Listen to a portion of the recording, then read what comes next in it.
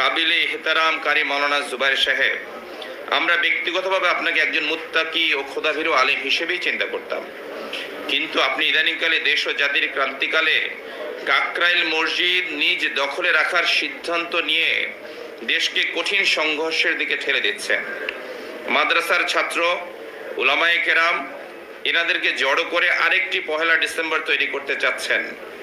আমরা স্পষ্ট করে আপনাকে বলতে চাই, 15 তারিখ যদি আপনি কাকরাইল মার্কাজ দখলে রাখার চেষ্টা করেন আর এতে জান ও মালের কোনো রকম ক্ষয়ক্ষতি হয়, দেশের প্রচলিত আইনে অবশ্যই তার সম্পূর্ণ দায়ভার আপনাকেই বহন করতে হবে।